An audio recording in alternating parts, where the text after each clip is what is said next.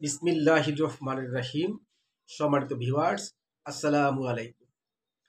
ইনশাআল্লাহ আজ আমি আলোচনা করব মজলুম জননেতা মৌলানা আব্দুল হামিদ খান ভাসানীর লং মার্চ সম্পর্কে।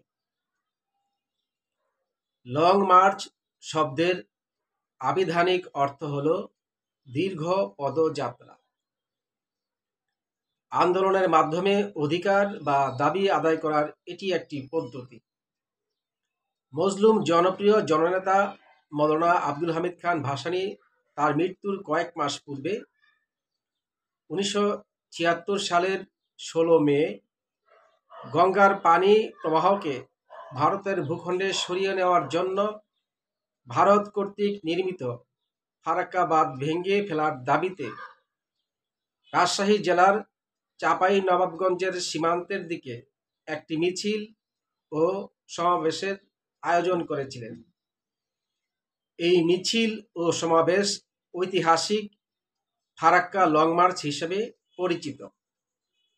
এটি ছিল বাংলাদেশে গঙ্গার পানির ন্যায্য বন্টনের দাবিতে ভারতের বিরুদ্ধে বাংলাদেশের প্রথম জনপ্রিয় আন্দোলন। মৌলানা আব্দুল হামিদ খান ভাসানী সব সময়ই দেশের জন্য, দেশের মানুষের জন্য রাজনীতি করেছেন। ফারাক্কা বাঁধ বাংলাদেশের মানুষের জন্য যে সত্যিকার অর্থে মরণফাঁদ হয়ে উঠেছে তা ভাসানীর মতো মর্মে মর্মে কেউ উপলব্ধি করেনি।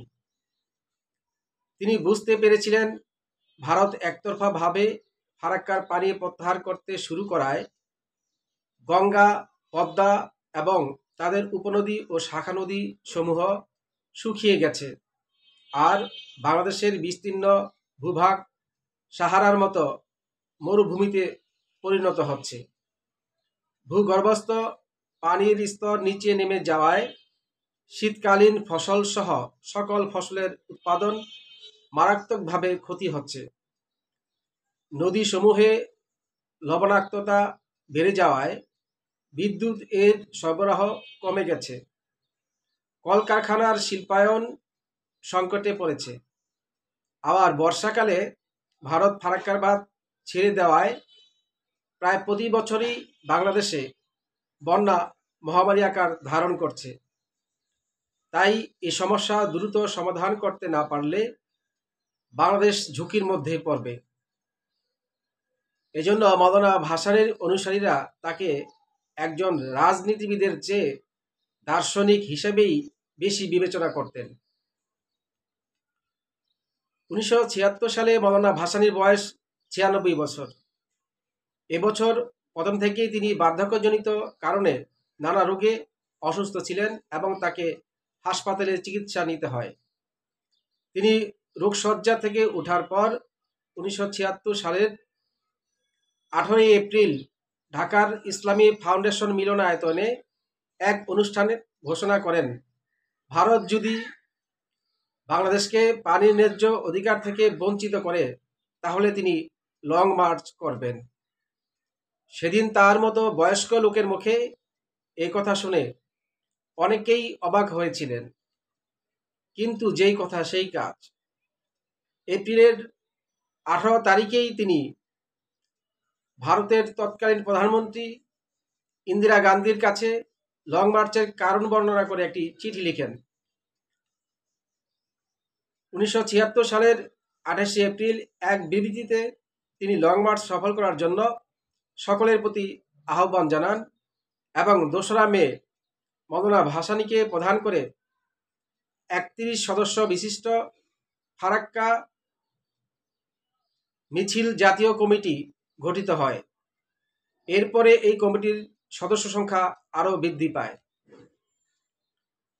ভাসানীর প্রেরিত চিঠির জবাবে 1976 সালের 4 মে ইন্দিরা গান্ধী লিখেন, এটি ভাবতে কষ্ট হচ্ছে যে যিনি আমাদের সাথে কাঁধে কাঁধ মিলিয়ে ঔপনিবেশিক শাসনের বিরুদ্ধে আন্দোলন করেছেন এবং পরবর্তী সময়ে বাংলাদেশের মুক্তিযুদ্ধে আত্মত্যাগ ও বেদনাকে একইভাবে সমমর্মিতা দিয়ে রেখেছেন।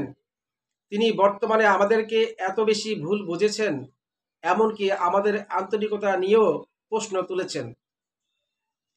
এর প্রতিউত্তরে মাওলানা ভাসানী লিখেছেন, আপনার 4 মেয়ের পত্র ফারাক্কার উপর সরকারি ভাষ্যেরই পুনরাবৃত্তি।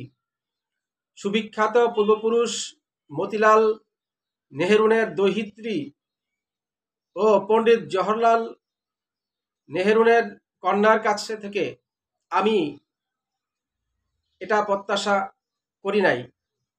আপনি সব সময়ই বঞ্চিত জনগণের গণতান্ত্রিক অধিকার আদায় করে সব ক্ষেত্রে সুবিচার প্রতিষ্ঠার জন্য সংগ্রাম করেছেন। ফারাক্কা সম্পর্কে আমি আবারও আপনাকে অনুরোধ করছি, বাংলাদেশের উত্তরাঞ্চলের জেলাগুলো সফর করে আমাদের কৃষি ও শিল্পের যে ক্ষতি হচ্ছে তা নিরূপণের জন্য। আমি আপনাকে আপনাদের সরকারি কর্মকর্তাদের রিপোর্টের উপর সর্বতোভাবে আস্থা স্থাপন না করার জন্য আবারও বিশেষভাবে অনুরোধ করছি, কারণ এগুলো প্রায়ই বিদ্যমান অবস্থার প্রকৃত চিত্রের প্রতিফলন করে না। পারস্পরিক সমঝোতা ও সহযোগিতার ভিত্তিতে সমস্যা সমাধানে আপনার পথকে আমি প্রশংসা করি, তবে সমস্যার ব্যাপক ভিত্তিক স্থায়ী সমাধান প্রয়োজন। এটি শুধু মৌসুমের 2 মাসের ভেতরেই সীমাবদ্ধ না রেখে বরং সারা বছরব্যাপী প্রবাহের যথাযথ বন্টন ভিত্তিক হওয়া উচিত। এই পত্রে মাওলানা ভাসানী আরও উল্লেখ করেন যে যদি তার অনুরোধ গ্রহণ করা না হয় তবে তিনি নিপীড়িত জনগণের নেতা ইন্দিরা গান্ধীর পূর্বপুরুষগণ ও মহাত্মা গান্ধীর প্রদর্শিত পথেই সংগ্রাম পরিচালনা করবেন। মাওলানা ভাসানী ফারাক্কা লং মার্চের চূড়ান্ত প্রস্তুতি নেওয়ার সময় বিশ্ব নেতৃবৃন্দকেও এ সম্পর্কে বার্তা প্রেরণ করেন।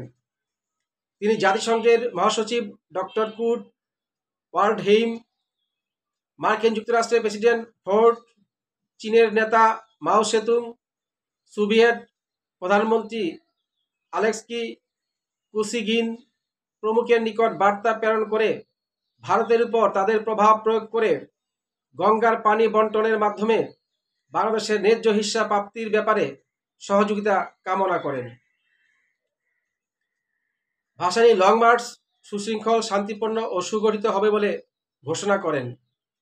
তিনি সাংগঠনিক তৎপরতা জোরদার করতে 2-3 দিন আগেই রাজশাহী এসে পৌঁছেন। রাস্তায় রাস্তায় লাউড স্পিকারে ঘোষণা করা হয় 16ই মে রোববার রাজশাহীর মাদ্রাসা মাঠ থেকে লং মার্চ শুরু হবে। লং মার্চের মিছিল রাজশাহী থেকে প্রেমতলী, প্রেমতলী থেকে চাঁপাইনবাবগঞ্জ, চাঁপাইনবাবগঞ্জ থেকে মনকষা, মনকষা থেকে শিবগঞ্জ পর্যন্ত 64 মাইল অতিক্রম করবে। লং মার্চে অংশ নিতে দেশের বিভিন্ন এলাকা থেকে সর্বস্তরের লক্ষ লক্ষ অচেনা অজানা মানুষ ট্রেন, বাস, লঞ্চ ও নৌকায় চড়ে আসতে থাকে এবং পথঘাট লোকারণ্য হয়ে যায়। বিশাল মাদ্রাসা মাঠে মানুষের ভিড় উপচে পড়ে। একটি নীল রঙের গাড়িতে চেপে মাওলানা ভাসানী মাদ্রাসা ময়দানে এসে উপস্থিত হয়। বহু সাংবাদিক, বহু ফটোগ্রাফারও চলে আসে। ভাসানীকে দেখে জনসমুদ্র গর্জে ওঠে। মিছিলের আগে মাদ্রাসার মাঠে জনসভায় ভাসানী খুব সংক্ষিপ্ত বক্তৃতা করেন। তার বক্তৃতা শেষে সেখান থেকে ফারাক্কা অভিমুখে মিছিল শুরু হয়।